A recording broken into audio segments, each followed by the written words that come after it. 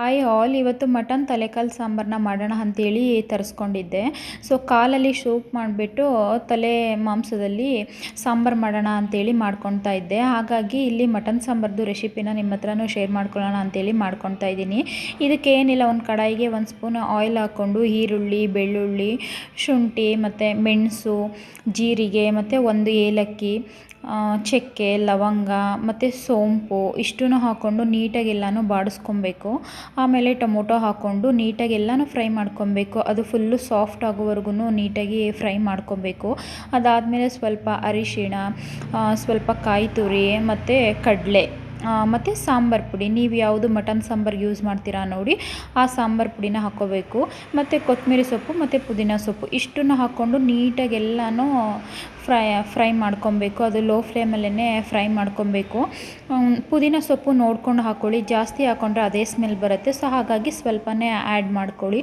ಇಷ್ಟೆಲ್ಲ ಹಾಕ್ಕೊಂಡು ನೀಟಾಗೆಲ್ಲ ಫ್ರೈ ಮಾಡ್ಕೋಬೇಕು. ಫ್ರೈ ಮಾಡಾದ್ಮೇಲೆ ಅದನ್ನು ಆರಿದ್ಮೇಲೆ ಒಂದು ಮಿಕ್ಸಿಗೆ ಹಾಕ್ಕೊಂಡು ಸ್ವಲ್ಪ ನೀರು ಹಾಕ್ಕೊಂಡು ನೀಟಾಗೆಲ್ಲನೂ ಗ್ರೈಂಡ್ ಮಾಡ್ಕೋಬೇಕು.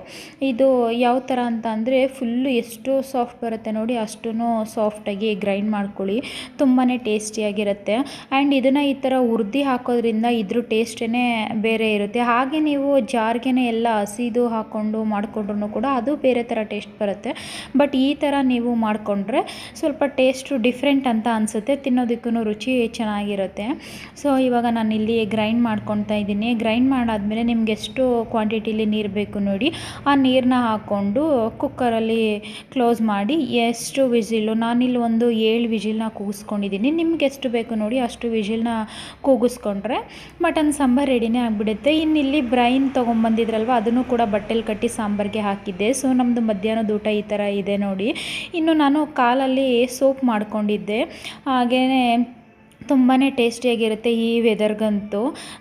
ಈ ರೆಸಿಪಿನ ನಾನು ಲಾಂಗ್ ವಿಡಿಯೋದಲ್ಲಿ ಅಪ್ಲೋಡ್ ಮಾಡಿದ್ದೀನಿ. ನಿಮ್ಗೇನಾದರೂ ಟೈಮ್ ಸಿಕ್ತು ಅಂತ ಅಂದರೆ ಹೋಗೊಂದ್ಸಲ ನಂದು ಯೂಟ್ಯೂಬ್ ಚಾನಲಲ್ಲಿ ನೋಡಿ. ತುಂಬಾ ಟೇಸ್ಟಿಯಾಗಿತ್ತು, ಖಾರವಾಗಿ ನನಗಂತೂ ತುಂಬಾ ಇಷ್ಟ ಆಯಿತು.